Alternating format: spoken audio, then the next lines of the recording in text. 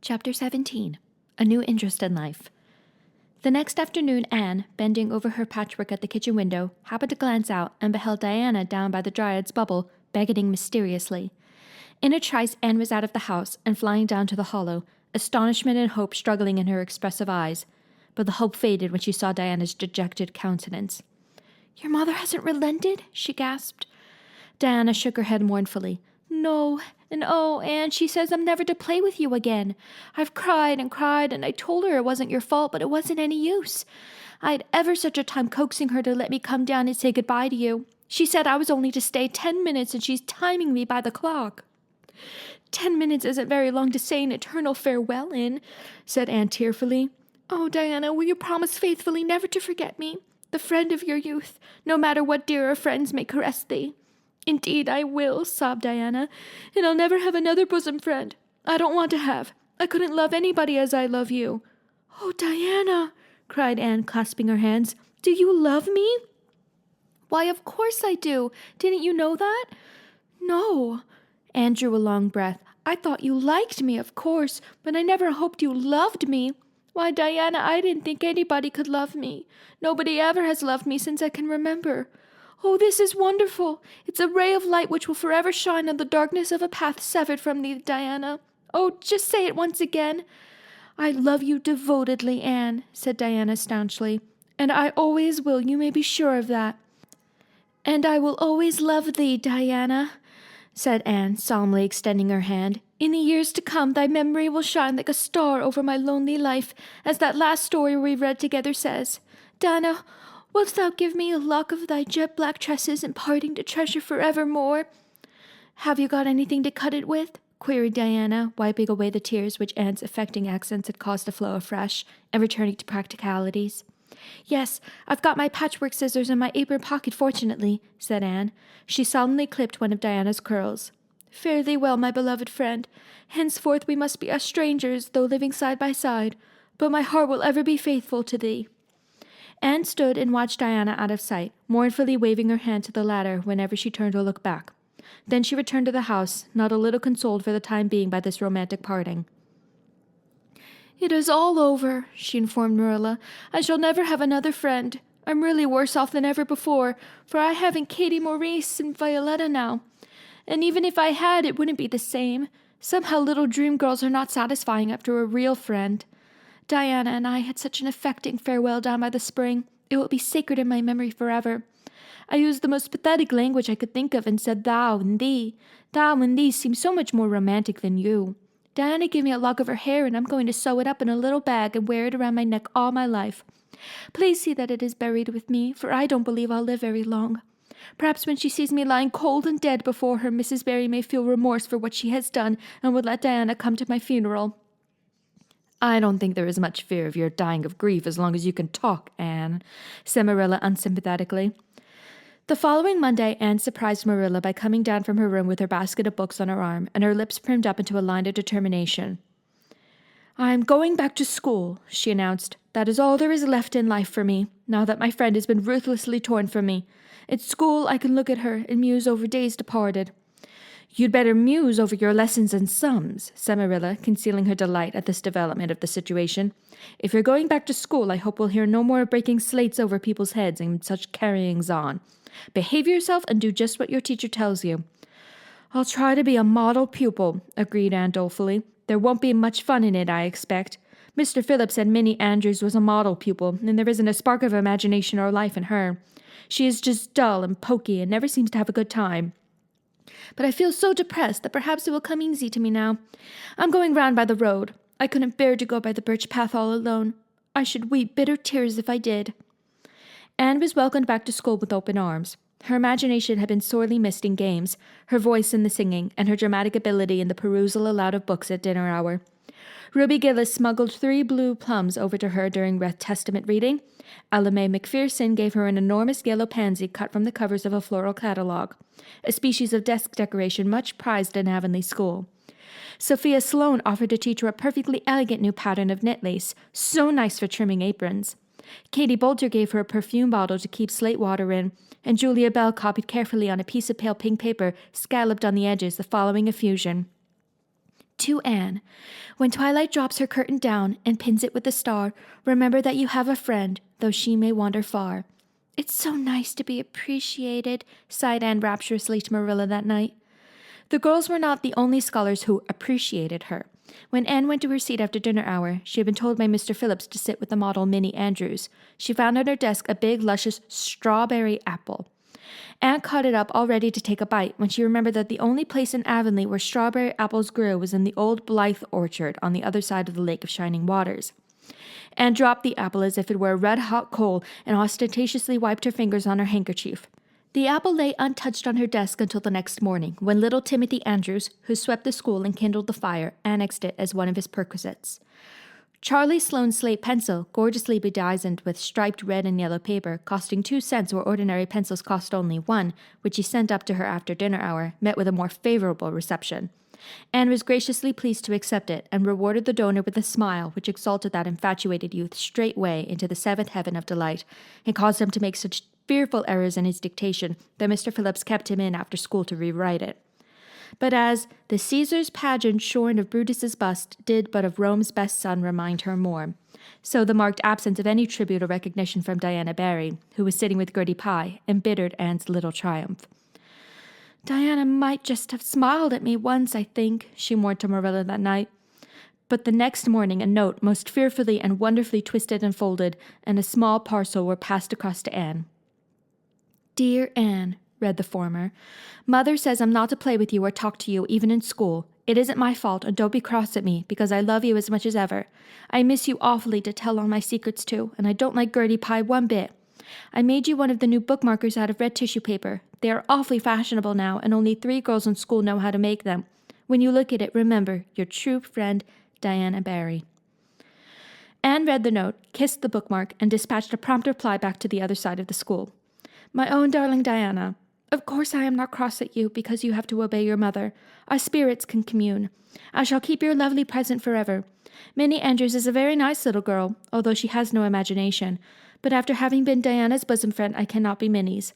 Please excuse mistakes because my spelling isn't very good yet, although much improved.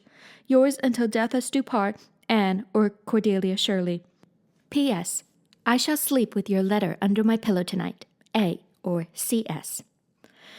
Marilla pessimistically expected more trouble since Anne had again begun to go to school, but none developed. Perhaps Anne caught something of the model spirit from Minnie Andrews. At least she got on very well with Mr. Phillips thenceforth. She flung herself into her studies heart and soul, determined not to be outdone in any class by Gilbert Blythe. The rivalry between them was soon apparent. It was entirely good-natured on Gilbert's side, but it is much to be feared that the same thing cannot be said of Anne, who had certainly an unpraiseworthy tenacity for holding grudges. She was as intense in her hatreds as in her loves.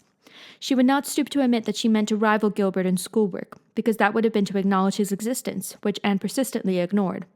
But the rivalry was there, and honors fluctuated between them.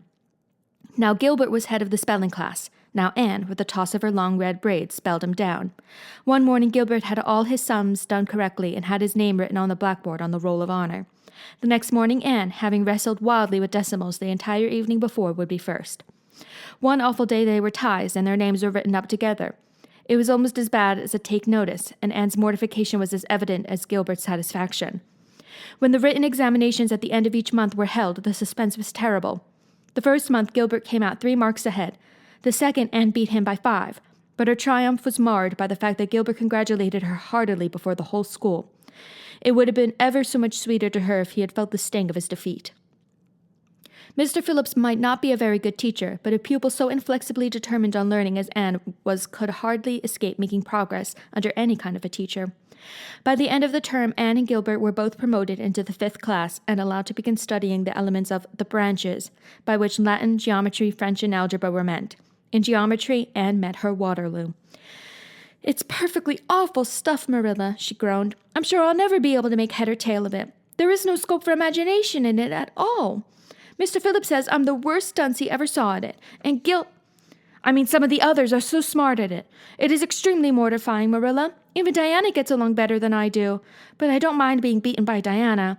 Even although we may be strangers now, I still love her with an inextinguishable love. Makes me very sad at times to think about her. But really, Marilla, one can't stay sad very long in such an interesting world, can one? Chapter 18. Anne to the Rescue.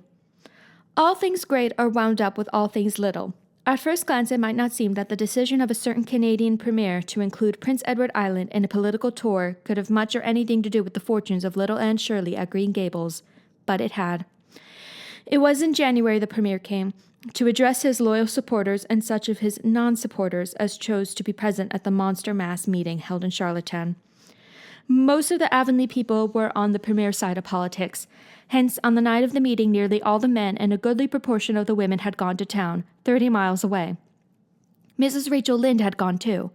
Mrs. Rachel Lynde was a red-hot politician and couldn't have believed that the political rally could be carried through without her, although she was on the opposite side of politics. So she went to town and took her husband, Thomas would be useful in looking after the horse, and Marilla Cuthbert with her. Marilla had a sneaking interest in politics herself, and as she thought it might be her only chance to see a real-life premiere, she promptly took it, leaving Anne and Matthew to keep house until her return the following day. Hence, while Marilla and Mrs. Rachel were enjoying themselves hugely at the mass meeting, Anne and Matthew had the cheerful kitchen at Green Gables all to themselves. A bright fire was glowing in the old-fashioned Waterloo stove, and blue-white frost crystals were shining on the window panes. Matthew nodded over a Farmer's Advocate on the sofa, and Anne at the table studied her lessons with grim determination, despite sundry wistful glances at the clock shelf, where lay a new book that Jane Andrews had lent her that day. Jane had assured her that it was warranted to produce any number of thrills, or words to that effect, and Anne's fingers tingled to reach out for it, but that would mean Gilbert Blythe's triumph on the morrow. Anne turned her back on the clock shelf and tried to imagine it wasn't there. "Matthew, did you ever study geometry when you went to school?" "Well, now, no, I didn't," said Matthew, coming out of his doze with a start. "I wish you had," sighed Anne, "because then you'd be able to sympathize with me. You can't sympathize properly if you've never studied it. It is casting a cloud over my whole life. I'm such a dunce at it, Matthew." "Well, now, I don't know," said Matthew soothingly. "I guess you're all right at anything. Mr. Phillips told me last week in Blair's store at Carmody that you was the smartest scholar in school. It was making rapid progress." Rapid progress was his very words. There's them as runs down Teddy Phillips and says he ain't much of a teacher, but I guess he's all right. Matthew would have thought anyone who praised Anne was all right.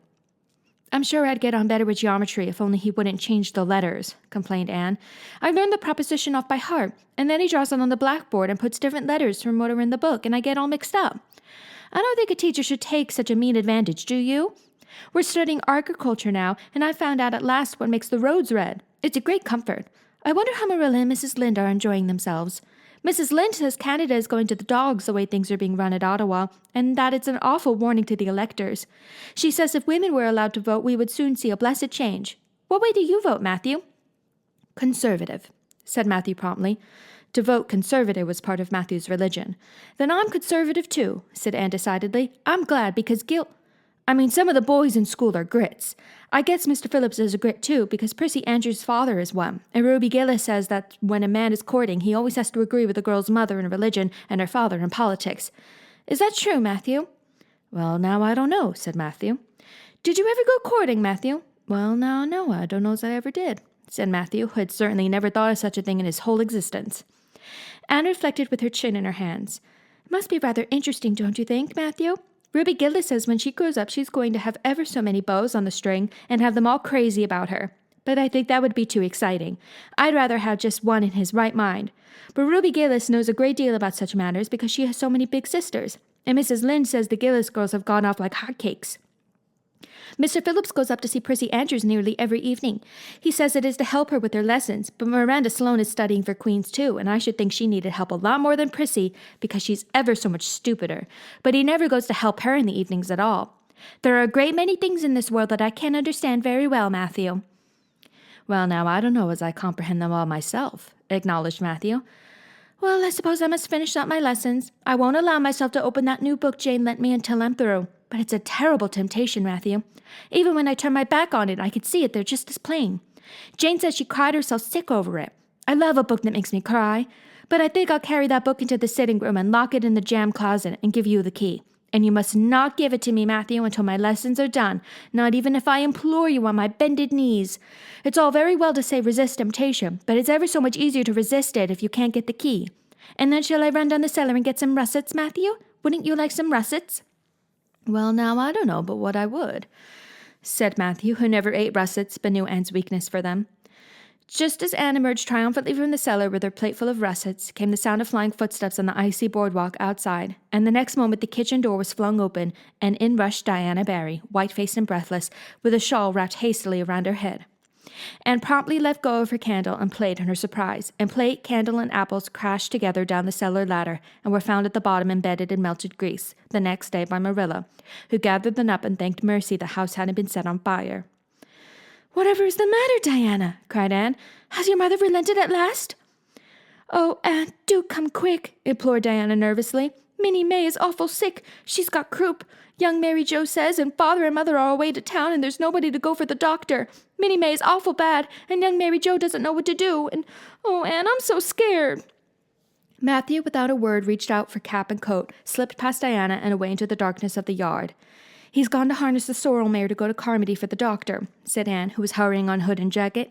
"I know it as well as if he'd said so. Matthew and I are such kindred spirits I can read his thoughts without words at all." "I don't believe he'll find the doctor at Carmody," sobbed Diana. "I know that Dr. Blair went to town, and I guess Dr. Spencer would go too. Young Mary Joe never saw anybody with croup, and Mrs. Lynde is away. Oh, Anne!" "Don't cry, Di," said Anne cheerfully. "I know exactly what to do for croup. You forget that Mrs. Hammond had twins 3 times. When you look after 3 pairs of twins, you naturally get a lot of experience. They all had croup regularly. Just wait till I get the ipecac bottle. You mayn't have had any in your house. Come on now." The 2 little girls hastened out hand in hand and hurried through Lover's Lane and across the crusted field beyond, for the snow was too deep to go by the shorter wood away. Anne, although sincerely sorry for Minnie May, was far from being insensible to the romance of the situation and to the sweetness of once more sharing that romance with a kindred spirit. The night was clear and frosty, all ebony of shadow and silver of snowy slope. Big stars were shining over the silent fields. Here and there the dark-pointed firs stood up with snow powdering their branches, and the wind whistling through them. Anne thought it was truly delightful to go skimming through all this mystery and loveliness with your bosom friend who had been so long estranged. Minnie May, aged 3, was really very sick. She lay on the kitchen sofa, feverish and restless, while her hoarse breathing could be heard all over the house. Young Mary Joe, a buxom, broad-faced French girl from the creek, whom Mrs. Barry had engaged to stay with the children during her absence, was helpless and bewildered, quite incapable of thinking what to do, or doing it if she thought of it. Anne went to work with skill and promptness. "Minnie May has croup all right. She's pretty bad, but I've seen them worse. First, we must have lots of hot water. I declare, Diana, there isn't more than a cupful in the kettle.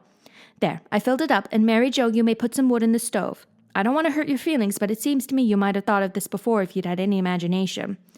Now, I'll undress Minnie May and put her to bed, and you try to find some soft flannel cloths, Diana. I'm going to give her a dose of ipecac first of all." Minnie May did not take kindly to the ipecac, but Anne had not brought up 3 pairs of twins for nothing. Down that ipecac went, and not only once, but many times during the long, anxious night when the 2 little girls worked patiently over the suffering Minnie May, and young Mary Joe, honestly anxious to do all she could, kept on a roaring fire and heated more water than would have been needed for a hospital of croupy babies. It was 3 o'clock when Matthew came with the doctor, for he had been obliged to go all the way to Spencerville for one, but the pressing need for assistance was past. Minnie May was much better and was sleeping soundly. "I was awfully near giving up in despair," explained Anne. "She got worse and worse until she was sicker than ever the Hammond twins were, even the last pair. I actually thought she was going to choke to death. I gave her every drop of ipecac in that bottle, and when the last dose went down, I said to myself, not to Diana or young Mary Joe, because I didn't want to worry them any more than they were worried, but I had to say it to myself just to relieve my feelings. This is the last lingering hope, and I fear 'tis a vain one." But in about 3 minutes she coughed up the phlegm and began to get better right away.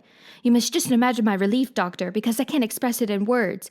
You know there are some things that cannot be expressed in words. Yes, I know, nodded the doctor. He looked at Anne as if he were thinking some things about her that couldn't be expressed in words. Later on, however, he expressed them to Mr. and Mrs. Barry. "That little red-headed girl they have over at Cuthbert's is as smart as they make 'em. I tell you, she saved that baby's life, for it would have been too late by the time I got here. She seems to have a skill and presence of mind perfectly wonderful in a child of her age. I never saw anything like the eyes of her when she was explaining the case out to me." Anne had gone home in the wonderful white-frosted winter morning, heavy-eyed from loss of sleep, but still talking unweariedly to Matthew as they crossed the long white field and walked under the glittering fairy arch of the Lover's Lane maples. "Oh, Matthew, isn't it a wonderful morning? The world looks like something God had just imagined for his own pleasure, doesn't it? Those trees look as if I could blow them away with a breath. Poof! I'm so glad I live in a world where there are white frosts, aren't you? And I'm so glad Mrs. Hammond had 3 pairs of twins after all. If she hadn't, I might not have known what to do for Minnie May. I'm really sorry I was ever cross with Mrs. Hammond for having twins. But oh, Matthew, I'm so sleepy. I can't go to school. I just know I couldn't keep my eyes open. I'd be so stupid. But I hate to stay home for guilt. Some of the others will get ahead of the class, and it's so hard to get up again. Although, of course, the harder it is, the more satisfaction you have when you do get up, haven't you? Well, now I guess you'll manage all right, said Matthew, looking at Anne's white little face in the dark shadows under her eyes. You just go right to bed and have a good sleep. I'll do all the chores. Anne accordingly went to bed and slept so long and soundly that it was well on in the white and rosy winter afternoon when she awoke and descended to the kitchen where Marilla, who had arrived home in the meantime, was sitting knitting. Oh, did you see the premiere? Exclaimed Anne at once. What did he look like, Marilla? Well, he never got to be premier on account of his looks, said Marilla. Such a nose as that man had. But he can speak. I was proud of being a conservative. Rachel Lynde, of course, being a liberal, had no use for him. Your dinner is in the oven, Anne, and you could get yourself some blue plum preserve out of the pantry. I guess you're hungry. Matthew has been telling me about last night. I must say it was fortunate you knew what to do. I wouldn't have had any idea myself, for I never saw a case of croup. There, now, never mind talking till you've had your dinner. I could tell by the look of you that you're just full up with speeches, but they'll keep.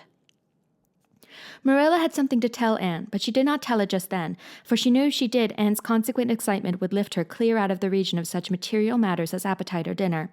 Not until Anne had finished her saucer of blue plums did Marilla say, Mrs. Barry was here this afternoon, Anne. She wanted to see you, but I wouldn't wake you up. She says you saved Minnie May's life, and she is very sorry she acted as she did in that affair of the currant wine.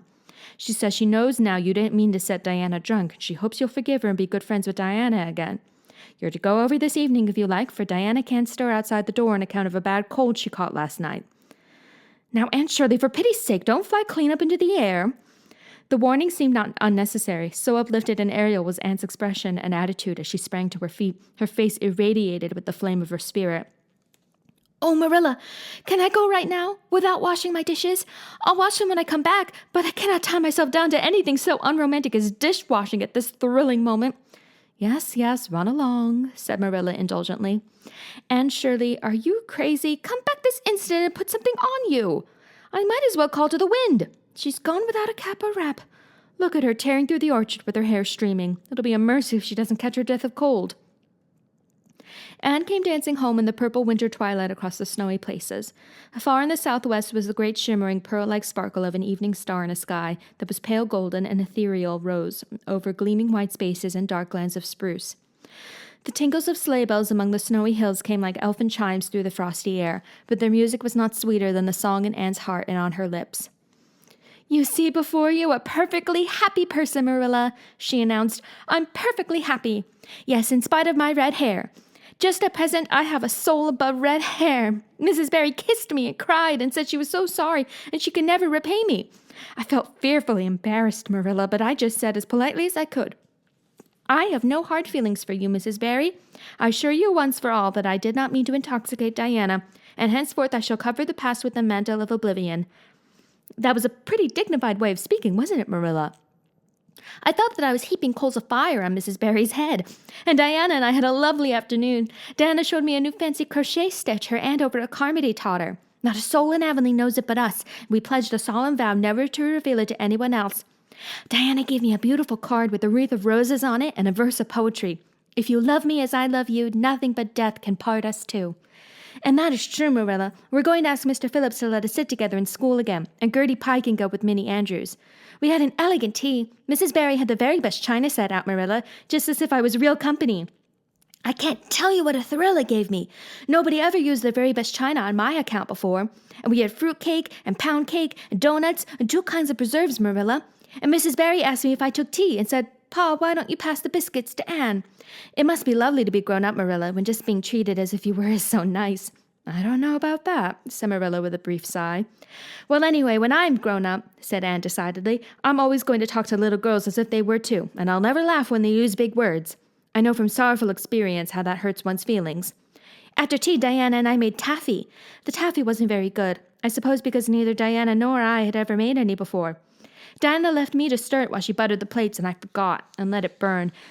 And then when we set it out on the platform to cool, the cat walked over one plate, and that had to be thrown away. But the making of it was splendid fun.